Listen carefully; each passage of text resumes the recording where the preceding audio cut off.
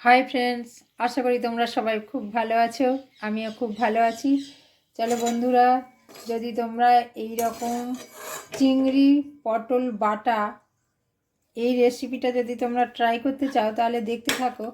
একটা দুর্দান্ত স্বাদের রেসিপি, চিংড়ি পটল বাটা।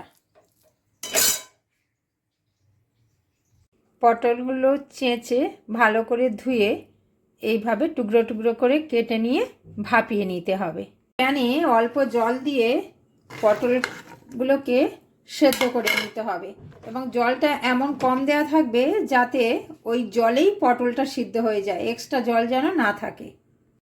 দেখো ফ্রেন্ডস, এই পটলগুলো ভালো করে সেদ্ধ হয়ে গেছে আর জলটাও শুকিয়ে গেছে। এবার ঠান্ডা করে আমি এই 4-5টা কাঁচা লঙ্কা দিয়ে এটাকে আমি মিক্সিতে বেটে নেব। পটল কাঁচা লঙ্কা দিয়ে বাটা হয়ে গেছে। এবার এই ছোট চিংড়ি মাছটা আমি এই ফুটন্ত হলুদ জলে একটু ভাপিয়ে নেব, যাতে এই যে চিংড়ির একটা যে কাঁচা স্মেল থাকে সেই স্মেলটা চলে যায়। এবার এটা ঠান্ডা করে আমি বেটে নেব মিক্সিতে। চিংড়ি আমার ভাপানো হয়ে গেছে। এবার এটাকে আমি ঝারিয়ে দেব, ঝারিয়ে ঠান্ডা করে ভেজে নেব, বেটে নেব। মিক্সার গ্রাইন্ডারে চিংড়িটা ভেজে নিয়েছি। এবার কড়াইয়ে তেল গরম হয়ে গেছে, কালো জিরে শুকনো লঙ্কা ফোড়ন দিলাম, দিয়ে এবারে একটু এই যে রসুন কুচি দিয়ে দিলাম, দিয়ে এবারে পেঁয়াজগুলোকে লাল লাল করে একটু ভেজে নিতে হবে। পেঁয়াজ আমার লাল লাল করে ভাজা হয়ে গেছে। এবার 2-1টা শুকনো লঙ্কাই ভাজা আমি তুলে দেব। এবার একটু হলুদ গুঁড়ো দিতে হবে, দিয়ে একটু নেড়ে এই যে বেটে রাখা বয়েল চিংড়ি মাছটা দিয়ে দিলাম।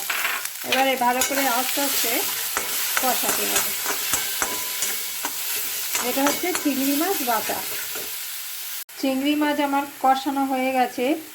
এবার এই কাঁচা লঙ্কা বাটা আর পটল বাটাটা দিয়ে ভালো করে কষাতে হবে ধিমে আঁচে, যাতে লেগে না যায়। এরকম লাগাতার নাড়তে হবে।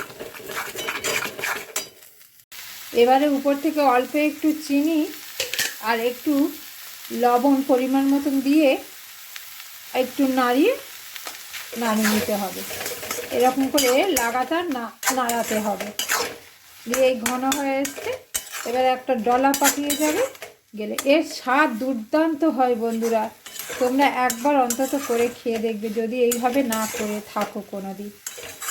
তাহলে টাটা বন্ধুরা, আজ এই পর্যন্ত। আবার অন্য দিন দেখা হবে। ভালো থেকো। Tata, bye bye.